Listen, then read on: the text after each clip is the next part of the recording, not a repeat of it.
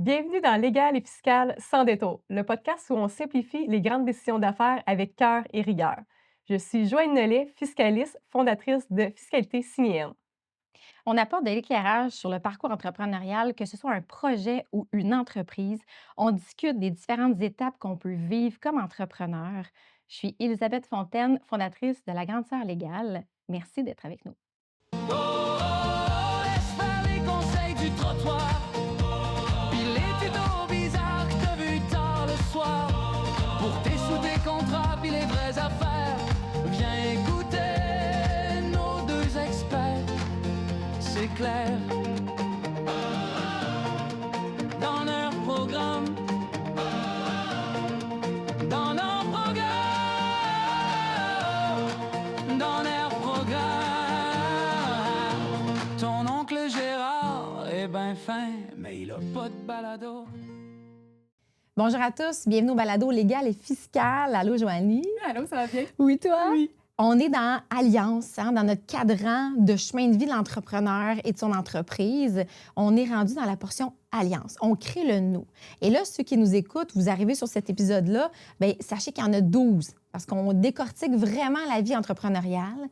Puis là, aujourd'hui, on avait envie de vous parler de la création du nous on a établi qui se divisait en deux volets principaux. Exactement. Fait qu'on aurait, dans le fond, l'alliance avec des experts comme entrepreneurs. Donc, nous, on aurait besoin comme entrepreneurs. Mais il y a aussi le volet 2 qu'on va traiter un petit peu plus tard tantôt, qui est vraiment l'alliance d'experts dont nous-mêmes, comme entrepreneurs, on fait partie pour le bénéfice de notre clientèle. Exactement. Fait qu'on le décortique en deux. On commence avec le premier. Oui. On y va, puis chacun sont en trois parties. On est structuré, on est bien visuel. Fait qu'on aime ça quand c'est clair. Fait qu'on y va avec, dans le fond, notre premier volet de l'alliance pour nous-mêmes comme entrepreneurs pour notre entreprise. Fait qu'on aurait, dans le fond, la création du nous qui est s'allier avec des experts. On voudrait tout avoir en auto, en meeting, dans la salle de conférence, l'ensemble des experts qui nous suivent tout le temps. Exactement. Chaque décision. Ça peut être très difficile de vouloir faire des collaborations avec chacun, de trouver les bons experts à qui tu as confiance. Ça peut être une tâche assez ardue. Fait qu'on va vraiment regarder le côté légal et fiscal de tout ça quand on fait des alliances, justement, avec des experts. Oui. Puis les trois façons qu'on pourrait faire des alliances. Exactement. Notre première, là, on avait relevé, bien évidemment, de faire des alliances avec des experts, mais à l'externe de notre entreprise. Fait que là, on aurait, dans le fond, se constituer son propre réseau en contactant chacun des experts à l'unité, en les mettant en contact nous-mêmes, en faisant l'agent de liaison de ces différents experts-là. Puis là, quand on dit experts, là, c'est les experts qu'on pourrait avoir de besoin. Bien, on peut avoir évidemment comptable, fiscaliste, notaire, mais tu sais aussi ressources humaines, gestion des équipes, marketing, bref, tout ce qu'on a besoin comme entrepreneur pour développer les multiples chapeaux qu'on a à gérer Oui. dans une vie d'entrepreneur. Il y en a plusieurs. Hein? Puis je rajouterais conformité, tout ce qui est technologie, Oui. maintenant, qu'on voit beaucoup. Exact. Il y en a. et tout, effectivement. Puis, tu sais, c'est des spécialisations vraiment, comme on parle de l'IA, bien, tu sais, ça se développe à tous les jours. Là. Fait que des fois, c'est des métiers qu'il y a des mises à jour qui se font quotidiennement. Donc, d'avoir un expert qui est vraiment, bien, de un, j'oserais dire que des fois, on a des experts qui ne sont pas tant. Fait que de suivre la bonne personne aussi, hein, parce qu'il y en a qui s'inventent aussi experts dans un certain domaine. Fait qu'il faut faire attention à ça. Puis, je t'écoutais parler, puis, tu sais, en même temps, on dirait déjà que je voyais, bien, ça prend du temps. Ça prend évidemment des sous d'avoir tous ces experts-là. Puis souvent, bien, c'est ce qui nous bloque. On va y aller avec les priorités des experts qui sont en premier, l'importance de ce qu'on va aller chercher. Il peut y avoir des erreurs de structure aussi. Hein, ça demande une grosse structure d'avoir plein d'experts comme ça externes qui parlent peut-être avec ton équipe aussi. Si toi, tu as une équipe qu'il faut qu'ils parlent chacun avec des experts, bien, c'est tout ça aussi à gérer. Fait que, il faut y penser beaucoup quand on a plusieurs experts, mais ça permet quand même aussi positivement d'aller chercher exactement l'expert que tu veux avec, évidemment, les compétences que tu recherches en quelque sorte. Oui, puis je dirais, je fais du pouce là-dessus, là, c'est dépendamment de ce que tu as de besoin urgemment, ça peut être bien d'aller dire, OK, je vais aller en chercher un. Oui. Mais en même temps, c'est ça. Mais en même temps, moi, je l'ai vécu, d'aller des fois en silo comme ça, indépendant. Ça fait que des fois, on dédouble ou des fois, un n'a pas parlé à l'autre. Puis au niveau de l'application après ça à l'interne, des fois, ça peut devenir un petit peu plus compliqué. Oui, exactement, c'est ça. Puis tu sais, sais, moi, j'en ai des experts justement avec qui que je fais affaire pour un client, exemple. Oui. Des fois, ça l'arrive, tu sais, je vais donner une stratégie, puis là, ben là, j'ai parlé à l'autre personne, puis elle m'avait dit telle chose. Oh, OK, ben tu sais, quand on se parle pas, fait que, tu sais, là, avec le temps, on développe ces collaborations-là, d'avoir encore plus d'outils de se parler des dossiers, de discuter pour pas non plus justement faire le travail en double, puis d'apporter une solution commune qui fait du sens aussi. Mais ça, c'est du temps. C'est du temps, justement, d'avoir la bonne communication avec la bonne personne aussi. C'est ça. Fait que c'est vraiment de les mettre en contact, de faire le suivi, de faire le lien. Fait que c'est sûr que ça peut se faire au fil du temps, là, tu sais, sur un nombre d'années, de toujours avoir le même fiscaliste ou le même comptable, ou, tu sais, les mêmes qui vont commencer, tu sais, qui vont se connaître, puis qu'après ça, ils savent comment est-ce qu'on travaille ensemble, puis ils vont connaître l'entreprise aussi. Oui, puis idéalement, c'est ce que tu veux. Tu veux développer vraiment des collaborations qui vont durer dans le temps, assurément. Ça, c'est ça, tu sais. Moi, j'avais un client qui me disait, bien, tu sais, quand j'en appelle un, je sais que ça l'appelle tout le monde. Oui. Mais là, c'est nous qui devons, comme entrepreneurs, si c'est à l'externe, faire justement ce lien-là. Mais avec le temps que tu développes ça, parce qu'au début, tu vas faire beaucoup d'essais-erreurs, en quelque sorte, avec les experts avec qui tu travailles, parce qu'il y a des choses, des fois, qui peuvent ne pas fonctionner, puis c'est normal aussi. Fait que c'est avec le temps, l'expérience que tu le développes aussi. Mais moi, ça m'emmène quand même du niveau légal à te poser la question. J'imagine justement qu'il y a des contrats, il y a des choses à mettre en place avec tous ces experts-là. Oui, moi, ce que je vois là-dedans, c'est vraiment, vu que c'est des ententes externes à l'unité, bien, c'est contractuel. Ça veut dire que là, j'ai un contrat avec des attentes avec un, avec l'autre. Fait que c'est tout indépendamment. C'est des modalités de paiement aussi différents, selon comment chaque expert travaille. C'est tous des termes et conditions aussi différents. Il faut tout organiser ça au niveau du cash flow aussi, là. Fait que, tu sais, je dirais, de ton côté, point de vue fiscal, assurément, moi, tu sais, on a parlé, le temps, tu sais, l'horreur de structure et tout qu'il peut avoir. Évidemment, l'impôt qui va résider de tout ça, d'avoir, oui, c'est des dépenses, mais en même temps, justement, ça t'emmène dessus le retour sur investissement. Moi, c'est surtout de même que je le vois aussi. Tu sais, c'est oui, tu as une dépense, tu as un sous-traitant. Bon, c'est le fun, ça peut réduire ton impôt. Mais en même temps, est-ce que ce sous-traitant-là t'apporte vraiment plus à l'interne dans ta compagnie? Fait que, tu sais, d'être capable de s'arrêter avec une collaboration, de dire, OK, ça fait exemple 3 mois, 6 mois, 1 an que je suis avec cette collaboration-là, cet expert-là. Est-ce que vraiment j'ai un retour sur investissement? On parle souvent de ceux qui, si vous voulez vous imaginer des fois, le ROI, le ROI, le retour sur investissement, bien, c'est vraiment là qu'on va réussir à calculer justement, puis ça, je le fais souvent en coaching, justement, de recalculer l'investissement, voir ça vaut-tu la peine? Est-ce que, tu sais, des fois, on a l'idée entrepreneuriale un peu créative de dire, hey, ça va être vraiment génial, puis ça, mais quand tu te mets à calculer vraiment tes chiffres, est-ce que vraiment j'ai un retour sur investissement des collaborations que j'ai mis en place? Fait que ça, c'est très important de s'arrêter puis de le calculer. Bien oui. Fait que de vraiment établir toutes ces ententes-là, ces attentes-là envers nos experts. C'est pas parce que je suis un expert que je donne tout. Exact. Je laisse aller, puis j'ai jamais une validation aussi du rendu, des attentes, comme tu dis, au niveau des chiffres, clairement.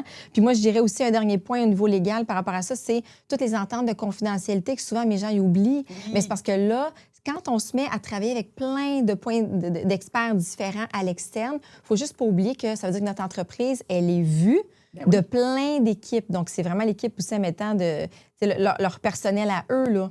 Il faut faire attention au niveau de la confidentialité, de non-divulgation, de soit nos recettes, soit nos façons de faire. Oui, puis si on prend mon métier, la fiscalité, les chiffres, on s'entend, c'est un tabou, hein, les chiffres. Souvent, moi, j'essaie d'emmener ça de plus en plus, d'en parler, de ne pas avoir peur, mais sauf qu'il reste quand même que le client, justement, lui aussi, il faut qu'il soit d'accord à ce que tous les experts se parlent. Là. Oui. Donc, ça aussi. De ne pas négliger. Bien exact, oui. c'est ça. Oui. L'autre format qu'on aurait de se faire encore là, ce réseau-là d'experts, bien, ce serait de dire, OK, au lieu de l'avoir à l'unité à l'externe, je vais l'avoir à l'interne. Là, ça veut dire qu'on prend tout, ou en tout cas tous les experts qu'on aurait besoin, dans notre structure interne. Et là, ça a une différence, c'est sûr, quand même. Ça a des pour et des contre, là. Bien, tu l'as nommé tantôt, en quelque sorte. Tu sais, quand on est à l'externe, tu peux choisir des mandats avec un nombre d'heures fixé selon le mandat et tout. Mais quand c'est à l'interne, tu sais, souvent, ça va être soit du temps partiel, du temps plein, tu peux t'entendre avec la personne à l'interne, mais il reste quand même que tu as un nombre d'heures à assurer à la personne. Fait que c'est la masse salariale, évidemment, c'est la dépense qui devient plus grosse. Quand on est quand même une entreprise déjà bien bâtie, c'est ça peut être quand même plus facile avec le cash flow un peu quand que ça fait, des années qu'on roule notre boss, comme on dit. Mais quand on débute, d'avoir vraiment de masse salariale, tu sais, souvent, je le vois des entrepreneurs, puis même je le suggère. Au départ, je vais avec notre première formule, vraiment, des fois, d'y aller en sous-traitance, de dire, va prendre le nombre d'heures que tu as besoin de tel sous-traitant, de tel expert. Puis au fur et à mesure que ton besoin avec ta clientèle se développe, bien là, tu t'en viens pour le prendre à l'interne avec un contrat établi, salarié, vraiment dans ton équipe. Fait que, tu sais, ça, c'est important aussi d'y aller graduellement, je pense, quand on débute. Oui, parce que des fois, on le voit là, dans les entrepreneurs de dire, OK, bien, je vais tout avoir à l'interne, je vais sauver. Et attends, là, tu sais, à quel point est-ce que tu vas utiliser l'expert, là? C'est comme tu disais, là, en termes d'heures. Est-ce que ton expert est prêt, peut-être dans son contrat de travail, à faire, oui, son domaine d'expertise, puis du à côté? Tu as lu dans mes pensées, j'allais justement dire ça parce que je me dis, un employé, tu peux jouer avec, tu peux dire, bon, ben écoute, là, présentement, on a moins de travail dans les tâches que je t'avais données, fait qu'en attendant, peux-tu faire ça? Ben oui. Mais un expert, est-ce qu'il est prêt vraiment? Tu sais, si on prend, encore là, mettons, je suis comptable spécialiste, fait que si tu prends un comptable, es-tu prêt à faire du service à la clientèle, de répondre au téléphone? Oui. Tu sais, peut-être pas, là. Fait que, tu sais, il y a tout ça aussi. C'est important de...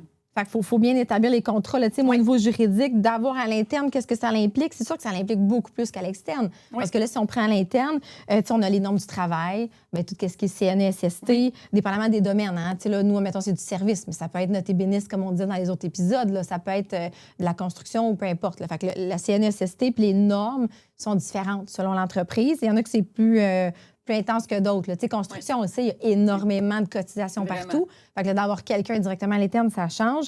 Les politiques internes, l'avancement, il ne faut pas oublier cette structure-là à mettre en place. Fait qu'il y a une charge au niveau RH, évidemment, et des contrats aussi, les processus. J'avais aussi les modes de redistribution. Oui. Parce que là, c'est du salarié à commission, c'est du salarié à... Fait qu'il y a tout ça à construire dans le contrat. Le suivi de performance. Oui. C'est aussi les bonus fin d'année, les évaluations. L'augmentation, c'est-à-dire l'augmentation salariale. Oui, c'est ça. Puis là, comment on évalue chaque employé au niveau du rendement, des attentes, de part et d'autre. Exact. Évidemment. Oui, totalement. Tu sais, moi, ce que j'avais noté au niveau, c'est plus fiscal, en quelque sorte. Oui, est-ce que c'est rentable? On l'a nommé tantôt, que ce soit à l'interne ou que ce soit à l'externe, la rentabilité, elle doit être là, évidemment, pour dire, bon, ben, tu sais, est-ce que j'ai encore là un retour sur investissement? Mais est-ce que c'est le bon moment? Tu sais, j'ai nommé un peu tantôt, tu sais, on est rendu où dans notre processus entrepreneurial? Est-ce que c'est le bon moment? Et ça va être quoi, la masse salariale? Est-ce qu'on est capable, justement, de soutenir cette masse salariale-là à long terme? Parce que court terme, encore là, 4, 5, 6 mois, on a peut-être le fond de roulement, puis ça va bien, mais si on ne regarde pas à long terme, mais ça peut vite aller si on n'a pas les résultats qu'on veut avec l'équipe qu'on a mis en place. Après ça, bien, les charges sociales, on a parlé un peu de CNSST et tout ça, mais justement, les charges des DAS qu'on appelle, les déductions à la source, bien, il faut comprendre que, tu sais, moi, je dis souvent aux clients, tu sais, c'est environ 1,12 de ce que tu as comme taux horaire pour ton employé. Écoute. Mais, tu sais, ça, c'est vraiment juste tes DAS. Là, mais il y a plein d'autres choses qui faut que tu les génères. Il faut que tu sois généré, ce paiement-là. Là. Exactement, c'est ça. Puis, tu sais, vient là souvent aussi qu'on va regarder au niveau financier fiscal de... Bien, si la personne te coûte, 45$ de l'heure, bien, comment qu'il faut que tu charges, toi, au client? Oui. Tu sais, pour réussir à rentabiliser ça, parce que c'est pas dire, OK, bien, je vais mettre, mettons, 50, 60, on en fait un peu plus. Non, là, tu sais, parce que, évidemment, il faut que tu regardes tous tes frais fixes, il faut que tu regardes tous tes frais variables pour dire, OK, comment que je peux réussir le point mort, que moi, je calcule souvent avec les clients. Tu sais, c'est quoi ton point mort pour dire avec toutes tes charges, tes frais fixes, tes frais variables, où qu'on arrive. Bien oui. Puis c'est important, ce calcul-là que tu dis, là, c'est important de le faire avant même d'engager à l'interne ton expert. Parce que là, il faut que tu saches qu'est-ce que tu peux offrir. Exact. Est-ce que tu peux offrir la lune ou pas, là, dépendamment? Puis souvent, moi, je vois des entrepreneurs qui disent, bien, je vais charger à mon client 80$ de l'heure de tête. Là, oui, c'est beau parce que tu dis que ton client, c'est ce qu'il est prêt à payer, mais toi, ta structure, est-ce que elle permet tout ça? Oui, exact. Donc, ça veut dire que, mettons, au trimestre, de faire un suivi sur les chiffres, puis de dire, OK, j'ai pris telle décision de prendre à l'interne. Est-ce que dans mes chiffres, ça se suit? Et jusqu'à quand je suis prête, avec les petits signaux d'alarme, jusqu'à quand je suis prête à dire, OK, on va assumer, l'entreprise va assumer dans la marge de crédit, exemple, mettons. Jusqu'à quand? Puis c'est quand qu'on va décider que ça marche, c'est assez. Exact. Oui. Exact. Puis, tu sais, au niveau légal, justement, ben, tu sais, comme tu l'as mentionné, tu fais un contrat avec ton employé. Fait qu'en même temps, tu as quand même une responsabilité. Là. Tu peux pas dire on l'essaye comme ça, puis on verra. C'est sûr que tu vas aller mettre après ça, des balises, tu vas pouvoir en parler plus, mais des balises de dire, OK, ben, tu sais, après tant de temps qu'on voit que la compagnie va moins bien, j'ai le droit de mettre à pied, j'ai le droit de... Il y a des choses qui peuvent être dites, mais il reste quand même que tu as un engagement, tu sais, que ne serait-ce que ta valeur, puis ton côté humain, tu as un engagement envers quelqu'un aussi. T'sais. Oui, puis c'est une question de franchise aussi, de dire, regarde, je te prends, tu es un expert, tu as un coût qui n'est pas standard, ou du moins, disons, plus élevé peut-être. Bon, bien, OK, je m'attends à quoi? Puis, en toute transparence, bien, on va regarder les chiffres, puis c'est un an de probatoire, là, admettons, ou un 3 mois, 6 mois, peu importe l'entreprise, mais de dire dans ce délai-là... De le mettre dans le contrat, en ben fait. Oui, surtout. c'est ça, de le mettre dans le contrat pour dire, tu es au courant que tu viens chez nous, mais il y a quand même une période d'essai pour l'entreprise, la viabilité de l'entreprise. Exact. Oui. Tu sais, au niveau, mettons, fiscal, financier, moi, tu sais, on a fait pas mal le tour, mais ce que j'aimerais rajouter, c'est des coûts cachés aussi. Tu sais, tout ce qui est la formation, la supervision. Tu sais, quand tu as un expert qui est indépendant, qu'on parlait tantôt, bien, tu sais, il est responsable, il fait lui-même ses mandats, puis il se responsabilise lui-même ou elle-même. Mais quand on arrive à l'interne, bien là, c'est toi qui formes, c'est toi qui supervises, c'est toi qui dois t'assurer que qu'est-ce qui est livré, bien, ça convient à tes valeurs, à ton expertise, à ce que tu veux donner au client.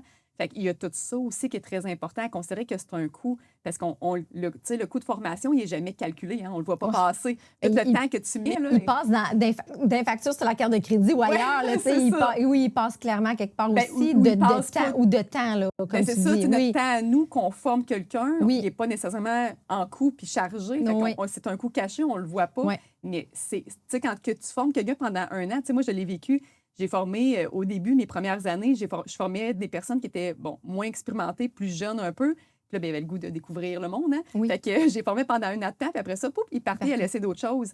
Mais c'est parce que là, c'était à recommencer. Puis j'ai fait ça pendant 3 ans, à recommencer avec des nouvelles personnes. Puis c'est là, à un moment donné, je disais, OK, moi, je pense que je suis prête à payer beaucoup plus cher pour avoir la personne qui a déjà expérimenté sur le marché, qui sait exactement, tu sais, moi, évidemment, on a comptable, fiscaliste, c'est cabinet, entreprise, à son compte. C'est pas mal ça, les choix qu'on a. Fait que, tu sais, c'est quelqu'un qui a expérimenté tout ça et qui disait, gars, moi, j'ai essayé ça, j'ai pas aimé ça, moi, je suis rendue à telle place, c'est ça que je veux.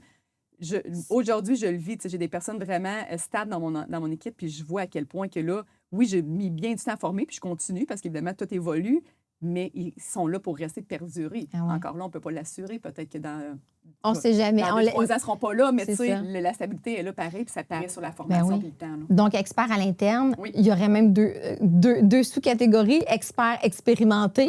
Puis expert, nouveau expert, là, le coût est différent. Il y a des avantages, des désavantages de chacun, dans le sens que l'expert qui est moins expérimenté te coûte moins cher, tu peux le mettre plus à ta main. Tu peux tu peux former selon ton entreprise. Exact, il n'y a pas de mauvais pli. On dit ça, il n'y a pas de mauvais pli dans le sens que tu peux plus l'adapter à ce que toi, tu désires, mais sauf qu'il reste quand même que c'est ça, c'est beaucoup de temps, alors que l'expérimenté, arrive avec déjà des choses d'appris, des acquis, mais il t'emmène peut-être plus vite vers ce que tu désires aussi atteindre. Fait que, il y a tout ça qui est à considérer. À regarder. Troisième volet qu'on aurait au niveau des experts, ce serait, donc là, on le dit, expert à l'externe à l'unité, expert entièrement à l'interne dans l'entreprise ou expert à l'externe, mais dans un système déjà organisé. Un réseau, exactement, déjà mis en place. Puis on avait l'exemple de l'Institut. Exactement, l'Institut qu'on fait partie, en fait, que j'ai bâti, l'Institut créatif et collaboratif de l'entrepreneur. Bien, c'est exactement ça, en fait, l'Institut ICE. C'est vraiment un réseau d'entrepreneurs qui sont tous avec une entreprise à leur compte, qu'on s'est ralliés ensemble pour pouvoir offrir un service à l'entrepreneur qui rentre en coaching ou en accompagnement. Donc, c'est là la force aussi que l'entrepreneur qui rentre dans un réseau comme ça, bien, c'est que tu as accès à tous les experts. Moi, j'appelle ça mon clé en main. Oui. Tu appelles à une place. C'est ça. Puis tout en arrière, le monde se parle. C'est comme si tu suis en auto tout le temps, justement, à ce qu'on voulait atteindre. Là. Exactement. Tu as accès à tous eux autres à n'importe quel temps aussi, dans le sens que tu es le client principal de ce réseau-là. Fait qu'automatiquement, tu lèves la main, tu as besoin, bien, tu as un expert qui est là pour toi au lieu de commencer à dire qui je vais voir. Puis encore là, bien, tu développes, l'entrepreneur va développer aussi l'expertise puis le contact avec ce réseau-là aussi. Fait que ça devient aussi une force à terme. Bien oui. Puis moi, au niveau juridique, c'est sûr qu'au niveau contractuel, bien, le client, l'entrepreneur, il est client à une place. Mais après, tout ce que je parlais au début, des ententes de confidentialité, du partage de données, d'informations, tout ça est prémonté parce qu'en fait, ce job-là juridique est fait dans l'Institut ou dans le programme là, que la personne adhère. Exactement. Puis c'est sûr que quand on prend des experts ensemble, c'est que ce sont déjà... Quand tu embarques comme expert dans un institut, dans un programme, toi-même, tu valides qui sont les autres experts. On s'entend. Fait qu'on a déjà une synergie quand même qui est faite. Là. Les experts entre eux se connaissent, ont fait d'autres dossiers ensemble, puis ils ont la connaissance de voir plusieurs dossiers d'entrepreneurs, plusieurs situations, tous ensemble, en multidisciplinarité. Ça, je trouve ça vraiment, vraiment le fun, tu sais. Oui, puis aussitôt que tu vois que l'entrepreneur vit quelque chose, bien, tu peux lever la main et faire comme, hey, attends un petit peu, tu serais rendu à aller voir tel expert. Oui. Tu sais, le réseau, il Oui. est là, il est établi. Fait que c'est beaucoup plus rapide, efficace, puis Ben oui. ça arrive à une synergie, comme tu dis, qui est vraiment intéressante pour le client qui rentre, Oui. l'entrepreneur qui rentre. Ben oui, clairement. Moi, il y a aussi, pour les entrepreneurs qui sont peut-être plus en difficulté, il y a aussi le programme Persévérance entrepreneuriale au Québec, dont moi, justement, je suis experte dedans, mais là, c'est vraiment plus en besoin de soutien, plus à savoir, ben là, qu'est-ce qu'on fait avec l'entreprise? Tu sais, c'est comme, mais c'est le même principe. Puis dans l'Institut, ben on est florissant. Il peut y en avoir qui ont besoin de restructuration, mais ce que j'aime, c'est que c'est vraiment une belle effervescence. Oui. Vraiment, là, de dire, OK, comment est-ce qu'on peut amener l'entrepreneur à un autre niveau, là, tu sais, en simplicité. Bien, c'est soit l'entrepreneur qui démarre et qui a vraiment besoin, justement, pour un prix, je dirais, raisonnable, tous ces experts-là, pour bien débuter. Ben oui. T'sais, on a eu des clients qui ont rentré, qui commençaient et qui disaient, bien, moi, tu sais, je prends le programme parce que je veux bien débuter puis bien faire les choses. Mettre les bonnes bases. C'est ça, exact. J'ai déjà accès à tous ces professionnels-là. C'est beau pour nous aussi en tant qu'experts dans le réseau parce qu'on voit évoluer la personne, c'est vraiment... Mais autant, comme tu dis, qu'on a des entrepreneurs qui sont bâtis depuis des années puis que là, sont rendus à d'être vraiment d'être soutenus par une grosse équipe pour dire, OK, là, on a des projets d'envergure, on veut se structurer autrement, peu importe. Fait que c'est la force, en fait, du programme, effectivement. Oui, ben oui. Tu écoutes Légal et fiscal sans détour avec Elisabeth Fontaine, notaire, et Joanne Nellet, fiscaliste. Cet épisode t'inspire et tu sens que tu veux aller plus loin? Nous nous offrons des programmes et du mentorat pour t'aider à avancer dans tes projets. Tu trouveras toutes les informations dans la description de l'épisode de nos accompagnements ci-joints. On est là pour t'aider à avancer, simplement, humainement, dans la créativité et surtout sans détour. Donc ça, c'était Alliance pour soi, comme entrepreneur. Là, on avait l'autre volet qui est vraiment, OK, mais là, toi, comme entrepreneur, quelle alliance peux-tu faire au bénéfice de tes clients? Exact. Qui est un autre volet, mais qu'on trouvait vraiment important pour la création du nous, cette alliance-là. Et là, encore là, parce qu'on est structuré, on l'a en trois volets aussi. Fait qu'on avait, dans le fond, on donne des exemples. On aime ça quand c'est concret, là. Donc, unir nos forces, évidemment, partager des missions communes entre entrepreneurs. Donc, notre premier, c'était, dans le fond, on peut s'allier des deux services qui font alliance ou produits-services. Exact. Qu'on pourrait allier. Là, quelque chose de complémentaire à ce que tu offres déjà. Exactement. Je vais donner un exemple. Tiens, ça va nous situer, là. Une boutique, OK, qui vend des produits, puis une entreprise qui fait du service. Fait que là, on pourrait dire, OK, bien dans le fond, la boutique qui vend les produits, exemple, mettons, des produits pour le gazon, jardinage et tout ça, on va y aller de même, c'est le jardinage. Puis tu as ceux qui font la tonte de gazon, puis qui font les entretiens directement chez les clients. Exact. Fait que ça pourrait être une belle alliance qui se fait, une belle complémentarité, ou un salon de coiffure qui fait le service, puis versus une gamme de produits ou une entreprise qui fait les produits. Ça aussi, c'est un peu le même exemple là, d'alliance qu'on pourrait faire. Fait que les deux sont complémentaires. On fait une entente de partenariat. Puis évidemment, bien, on ne se fait pas compétition, là. On se complémente, on s'alimente l'un et l'autre. Je mettrais aussi, dans le fond, le but, c'est de faire peut-être plus de revenus, de s'allier pour aller chercher un autre niveau. Exactement. Ça t'apporte, tu sais, si tu parles justement de ton exemple, que la personne, bon, tu sais, elle vend des produits au niveau du jardinage, bien, la personne qui vient donner le service, bien là, c'est sûr que le client qui arrive, tu es capable de dire, OK, bien, toi, tu ne veux pas le faire toi-même, justement, tu sais, aller faire ton jardin, peu importe, bien, on a la personne qui est là pour toi de donner le service. Fait que, tu sais, ça vient juste te donner une source de revenus supplémentaire quand que tu te rallies comme ça. Ça peut te donner aussi des revenus récurrents, tu sais, des revenus que toi, tu n'avais pas, mais qui vont être là, qui vont rentrer tout le temps sans que tu aies à faire plus, en quelque sorte, plus de travail, quoi que ce soit. Ça peut te donner des meilleures marges bénéficiaires. T'sais, ça peut amener à augmenter tes marges parce que là, tu as un revenu supplémentaire qui t'apporte peut-être pas autant. Des produits, on le dit souvent, hein, c'est au niveau du coût, ça peut être quand même plus onéreux en quelque sorte. Si tu le fabriques, c'est encore pire. Là, on parlait de jardinage, c'est qu'on fabrique, mais si on est dans un produit qu'on doit fabriquer, bien, c'est ça prend du temps, puis c'est des coûts de matériaux et tout. Mais quand on vient rajouter un service, puis que le service se lie facilement, en fait, au produit, bien, ça vient juste donner, en fait, des meilleures marges souvent parce que ça l'emmène un revenu supplémentaire qui ne te coûte pas nécessairement plus cher au bout du compte. Fait autant pour l'entrepreneur, admettons celui qui fait le service, qui dit, bien, moi, j'ai acheté mes produits que j'ai besoin moins cher. Puis autant que pour l'autre qui dit, bien, moi, mon client qui arrive ici, je vais donner un service complet, je vais rediriger vers l'entreprise qui va savoir comment bien utiliser mes produits pour garantir le résultat. Fait que c'est vraiment comme un tripartite, là, même là, favorable. Ça peut t'emmener une belle fidélisation de la clientèle parce que, au lieu d'aller faire affaire à plusieurs endroits, ben là, ils ont tout le service au même endroit. Fait que c'est encore plus intéressant de venir dans ton entreprise avec ces services-là. Ben oui, puis moi, je vois aussi du référencement. Je t'ai amené un client au niveau contractuel. Là, c'est de faire les ententes entre les deux qui dit OK, ben moi, j'ai du service depuis des années, j'ai ma clientèle établie, j'ai de la belle récurrence. De dire, bon, ben écoute, pour chaque client que tu vas m'amener de par ta boutique de produits qui va adhérer, ben on fait une redistribution ou même principe de l'autre côté. C'est ça aussi qui peut être... moi, j'ai le sourire parce que je tripe à faire ces ententes-là. On le voit tout de suite, là. Je dis, ça fait des beaux contrats d'association parce que tout le monde y gagne. Oui, exactement. C'est ça qui est le fun là-dedans, là, tu sais. Puis souvent, le service devient plus rentable que le produit lui-même, comme que je disais tantôt. Fait que, tu sais, comme tu dis, tout le monde est gagnant là, parce que c'est autant d'un côté que de l'autre que le client qui... avantage à tout ça aussi. Oui, tu sais, puis en même temps, quand tu fais tes produits puis qu'ils sont mal utilisés, ben tu as des mauvais commentaires sur tes produits, alors que dans le fond, c'est parce qu'ils n'ont pas l'expertise pour bien l'appliquer ou bien l'utiliser, tu sais. Exactement. Tu sais, si on voit à long terme, ben la valeur aussi peut augmenter de ce que tu offres. Parce qu'avec le temps, les clients, justement, ont tout à la même place. C'est plus facile. C'est plus facile à vendre. C'est plus facile à démontrer le résultat pour le client. Fait que c'est plus facile aussi d'augmenter ses marges au fur et à mesure aussi, tu sais. Oui.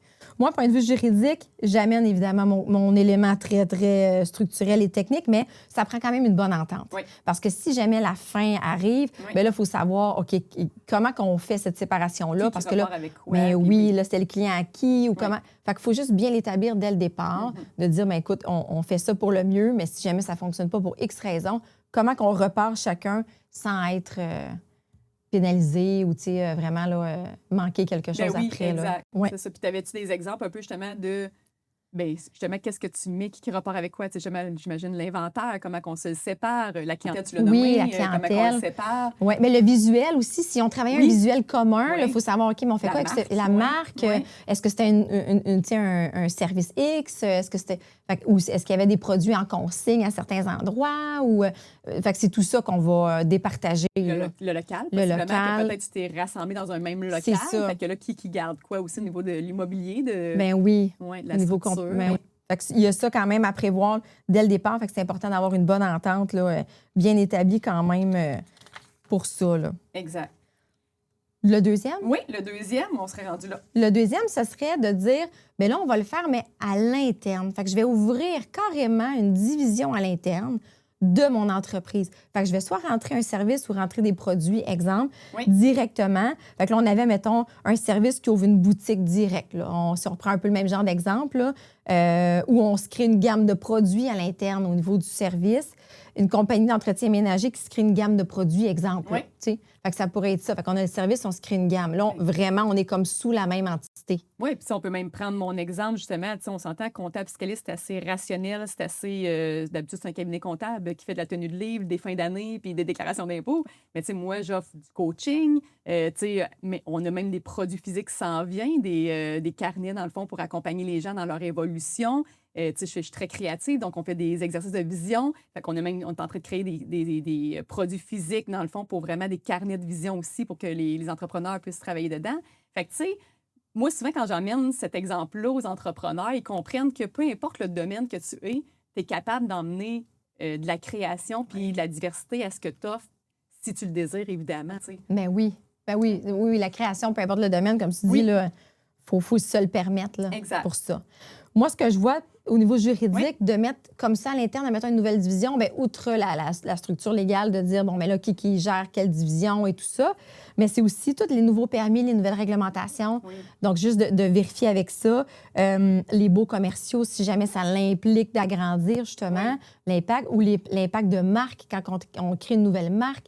Fait que c'est des éléments comme ça à vérifier, là, les agents de marque avec qui on collabore, qu'il faut travailler. Les baux, évidemment, vérifier si jamais ça ne fonctionne plus. Est-ce que je dois réduire mon local? Je l'agrandis pour avoir des produits. Puis si ça ne marche pas, j'avais-tu dans mon bail une option que bien, je peux laisser aller le deuxième local, exemple. Fait que c'est juste ça, quand on fait de l'expansion ou l'investissement, il faut se protéger aussi, même si c'est à l'interne. Le retour en arrière, ça peut arriver aussi. Ben oui, fait qu'on doit le prévoir aussi. Là. Oui. Ouais. Au niveau fiscal, ben, c'est sûr que moi, ça revenait beaucoup justement à l'analyse de rentabilité, les budgets, les prévisions, parce qu'en quelque sorte, quand tu ouvres une division comme ça, je l'ai déjà vu, moi, qu'il y a des divisions, des fois, emmener l'entreprise à perte ou justement emmener l'entreprise vers le bas. C'est pas ce qu'on pensait c'est être. ça, exactement. On pense d'ouvrir une division, faire comment ça va être encore plus le fun au niveau de notre chiffre d'affaires, au niveau de tout ce qu'on développe, mais des fois, ça peut faire l'inverse aussi. Fait qu'encore là, on l'a nommé tantôt, mais de s'arrêter puis d'analyser nos chiffres, d'analyser, voir la nouvelle division. C'est possible de le faire par une comptabilité vraiment distincte par département. Oui. Tu peux vraiment dire, je fais vraiment ma comptabilité par division, par département, appelez ça comme vous voulez, mais tu fais vraiment la différence entre tes produits ou entre tes services ou tes départements, à l'interne. Ben oui. Fait que ça te permet vraiment de venir analyser, en fait, le bénéfice au bas de la ligne, voir est-ce que tu es vraiment bénéfice ou ta nouvelle division t'a emmené à perte. Si elle t'a emmené à perte, ça se peut. C'est comme une entreprise qui démarre au début, ça peut prendre 1 an, 2 ans, 3 ans avant d'avoir des profits puis de voir vraiment l'évolution de où que ça s'en va. Mais justement, il faut regarder, voir est-ce que cette perte-là est juste là pour les premiers investissements, la première année, puis qu'après ça, avec le temps, on est capable de voir, OK, il va y avoir une évolution parce que là, on est en train de prendre vraiment de la hauteur sur cette division-là. Ben oui, j'aime ça que tu amènes ça parce que des fois, moi, ce que je dis aux gens, c'est ayez en tête que ça se peut que vous voulez la vendre, la division. Si elle est super, elle est profitable, ben écoute, mais que finalement, pour X raison, vous dites, je vais le vendre en 2 parties détachées, bien, d'avoir bien structuré dès le départ en petite équipe, une petite équipe de division qui gère. Exactement. Ça peut être, admettons, quelqu'un entrepreneur général qui a une division porte-fenêtre, ou ça peut être ça aussi. Là, là tu dis, écoute, finalement, on va la revendre, mais ça peut être le fun aussi. Ben oui, totalement. Dire, écoute, j'ai monté quelque chose de beau, je suis rendue ailleurs, puis on le revend. On passe au suivant, une division. Ou c'est beaucoup de gestion pour la personne au-dessus dans l'entreprise de tout ça, mais que justement, comme tu dis, bien là, peut-être c'est juste de dire, OK, s'il y avait quelqu'un qui gérait juste cette division-là, ça serait une entreprise vraiment. Fait que, oui, effectivement, de la gérer comme une petite entreprise en soi. Fait que c'est pour ça que j'ai la comptabilité, des fois, d'avoir vraiment des comptabilités distinctes, ça permet ça aussi. Puis on pourrait même avoir un employé clé qu'on a intéressé, qui adore la division, puis qu'on lui dit, écoute, je te passe le flambeau. Exact. Fait que là, écoute, là, on ajuste tout ce qui est contrat de travail et tout, puis là, tu dis, bien là, c'est rendu ta division, tes rendements, tes profits, avec tout ce qui vient avec, là, ça peut être ça aussi. Exactement. Quand on dit être créatif, oui, là, c'est ça. C'est ça, être créatif. Ça, je pense que nous autres, on manque pas de créativité. L'autre élément, on a, le troisième, en fait, c'est 2 compétiteurs, mais qui font une alliance. Oui. Ça, je trouve ça vraiment intéressant qu'on l'aborde aussi. Exemple, je prends n'importe quel exemple, là, piscine X qui se met avec, mettons, piscine Y. Là, mettons que les deux se ressemblent. J'avais mis des exemples. Piscine Rive-Nord avec piscine du Nord. Je ne sais pas si ça existe vraiment. C'est des noms. J'ai lancé ça de même. Mais tu sais, 2 qui s'associent pour puis dire, on voit écoute... qu'on est vraiment l'été. Parce oui, c'est ça. On a tous des exemples avec le jardin, les piscines. Fait que si on est à l'hiver, allez-y avec du déneigement. Oui, c'est ça, exactement. C'est quand même, là. Fait qu'on aurait, pour aller chercher un marché nouveau, ensemble réduire les coûts peut-être, puis aller vraiment chercher plus large dans la même région, le même territoire ou le même domaine. Oui. Ça pourrait être ça. Totalement. Puis tu sais, là, c'est sûr que là, on va parler au niveau financier, bien, tu vas avec le légal qui va se ressembler beaucoup, mais qui va être vraiment plus finalement des contrats et tout, mais tu sais, le partage des locaux, le partage des employés, tu sais, est-ce que, tu sais, le partage des employés, mais est-ce qu'il faut malheureusement aussi mettre à pied certains employés parce que là, il y en a trop pour ce qu'on veut offrir, il y a peut-être ça aussi, partager certains équipements, des offres communes, tu sais, puis de répondre ensemble à des plus gros contrats peut-être. Oui. On est peut-être l'habitude de faire des petits contrats, des mais là, à deux, peut-être qu'on est capable de faire des plus grosses réalisations de nos mandats, de nos contrats. Puis on le voit dans les grosses entreprises, des consortiums, là, justement, ils se mettent ensemble, ils s'allient pour faire soumissionner dans les appels d'offres. Ben oui. Fait que ça peut être ça aussi, effectivement. Là. Mais oui. Fait que, là, on a l'avantage, souvent, la réduction des coûts. Quand on s'allie ensemble, on peut sauver bien des choses. T'sais, si je pense à moi, mettons, qui m'allierait avec un autre fiscaliste, bien, c'est un exemple très bête, mais notre plateforme de fiscalité, on la paye à 2. Là, on a la même plateforme. Là, fait que des fois, il y a des choses comme ça, les logiciels, peu importe. Là, tu parlais de piscine, mais c'est la même chose. Là. Donc, la réduction des coûts, souvent, quand on s'allie ensemble, le partage des risques. Tu vas sûrement en parler au niveau légal, mais on partage des risques à ce moment-là. L'économie d'échelle, quand on achète, on a des choses à acheter, matériaux, peu importe, bien, en lot, on dit souvent, on peut avoir des belles économies. Fait que l'économie d'échelle dans ce qu'on a acheté dans nos dépenses. Puis évidemment, bien, comme tu disais, de développer des nouveaux marchés, possiblement en étant en équipe. Bien oui. Puis au niveau, c'est ça, au niveau juridique, au niveau du contrat, bien là, c'est sûr qu'il faut tout paramétrer ça. Oui. Moi, souvent, je le résume en disant, quand vous pensez cette alliance-là, allez-y avec qui, quoi, où, quand, comment, pourquoi, combien. Oui, oui. Allez-y que c'est cette J'aime question-là. le combien pour le bénéfice à la fin aussi. Oui, hein, c'est ça. Ne pas l'oublier. Oui, c'est ça. Parce que, exact. tu sais, il va falloir qu'on vienne paramétrer dans le contrat. Exemple, si tu as un partage de territoire, comme tu dis, un partage d'employés, puis il faut faire attention au niveau des normes aussi. Dans l'exécution, la logique de l'exécution de ce partage-là, soit de clientèle ou d'exécution, ça va être important.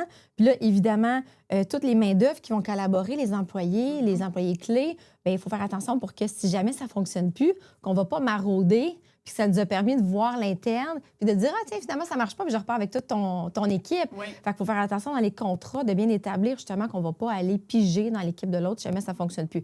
Évidemment, on ne peut pas attacher nos employés, là, on ne peut pas les empêcher, mais on va quand même prévoir des clauses de non-sollicitation de la clientèle de l'un et l'autre, ou du personnel, de l'équipe. Fait que ça va être des clauses importantes, vu qu'initialement, on est deux compétiteurs quand même, il ne faut pas l'oublier. Puis ça se peut qu'on soit quand même dans d'autres marchés quand même en compétition, mais que pour un domaine, on s'est alliés. T'sais. Oui, si on peut aller, là, on parle de simplement s'allier ensemble, de considérer chacun nos entreprises, puis de juste s'allier sur des mandats, mais ça pourrait être même une fusion. Au niveau fiscal, on pourrait fusionner les entreprises au lieu de garder deux institutions qui collaborent ensemble en quelque sorte. Fait qu'il faut penser à cette structure-là aussi. Si on allie tout ça, ça devient une compagnie commune. Bien, c'est le partage évidemment de l'actionnariat. C'est de revoir toutes les actions mises en place au niveau légal, justement, puis fiscal aussi, de qui garde la valeur de ce qu'on avait accumulé avant l'union aussi au niveau des actionnaires. Donc, puis évidemment, c'est de revoir la convention entre actionnaires. Si jamais il y en a un qui décide que, bon, OK, la compagnie, elle a été fusionnée, mais moi, je quitte. Mais encore là, on rentre dans toutes les règles fiscales légales de comment on repart avec ça. Puis souvent, on va le faire en 2 étapes. T'sais, on va faire, regarde, faites une alliance, vous voyez comment ça fonctionne, on va voir les bénéfices de chacun. Est-ce que vraiment chacun investit ce qu'il avait prévu investir? Il est arrivé quelque chose en cours de route ou pas? Fait que des fois, ce qu'on va voir, comme tu dis, ça va être soit une fusion. Tout va bien, c'est vraiment génial. Ou sinon, on va dire, OK, ben non, finalement, il y en a un des deux qui n'a pas amené le input qu'on appelle, qu'on pensait. Est-ce qu'un va racheter l'autre, finalement? Ça, je l'ai vu aussi, là, de dire, regarde, finalement, ça m'a fait voir un compétiteur qui, lui, finalement, voulait arrêter. Puis finalement, je l'achète. Fait que, ça peut amener plein de beaux, de belles issues aussi différentes. Là. Exactement. C'est toujours de revoir la structure pour s'assurer qu'elle convient vraiment légalement et fiscalement, évidemment, parce que c'est important, c'est... Le légal apporte le fiscal, puis au bout de la ligne, bien, c'est de l'argent. Ça fait que, tu sais, c'est important d'y penser parce que c'est comme en couple. Hein? C'est pas quand ça va mal que tu commences à y penser, c'est avant pour être sûr que tout soit inétabli. Ben oui, moi, je dis toujours, quand ça va plus bien, là, c'est là qu'on devient amnésique. On se rappelle plus qu'est-ce qu'on avait dit au départ, il vaut mieux l'avoir écrit à quelque part. Totalement. Fait que c'était pas mal l'ensemble de ce qu'on avait. T'avais-tu d'autres éléments à rajouter? Non, ça faisait vraiment le tour. Fait que, tu sais, si on avait un mot pour... avec qu'est-ce qu'on devrait repartir de cette belle rencontre-là sur ce sujet-là de l'alliance, bien, tu sais, c'est de voir vraiment que, tu sais, le nombre de partenaires qui s'allient autour d'une table, en fait, c'est une force qui peut vraiment résulter de ça. Si tout est bien mis au niveau légal et fiscal, que tout est bien écrit, puis les ententes sont là, bien, ça va juste emmener une belle force, en fait, souvent d'unir chacun nos forces et nos faiblesses pour en faire encore quelque chose de plus fort. Écoute, j'ai rien à ajouter. Donc, on espère que vous avez apprécié cet épisode sur l'Alliance, puis on vous invite à continuer à nous suivre pour les prochains épisodes. Il faut commencer. Mon oncle Gérard, il sait tout sur tout. Il l'a vu sur Facebook, ben oui, c'est sûr, à vous. Ma voisine m'a dit, pas besoin de papier. Résultat, 3 procès, puis plus de café. Oh, oh, oh, lâche dans tes recherches douteuses. Et je pense que, puis tes idées fumeuses. Pour tes sous tes contrats, puis éviter le drame. Écoute Joanie, écoute Elisabeth. Dans leur programme. Dans leur programme. Dans leur programme. Dans leur programme. Puis y'a Danny qui connaît un petit truc pour sauver des taxes, mais ça finit au fisc. Puis ma tante Claudette, reine des formulaires. T'as oublié la moitié, ça te met dans le trouble, mon frère. Oh, oh, oh, laisse faire les conseils du trottoir. Puis les tutos bizarres que t'as vu tard le soir. Pour tes sous, tes contrats, puis les vraies affaires. Viens écouter nos 2 experts, c'est clair.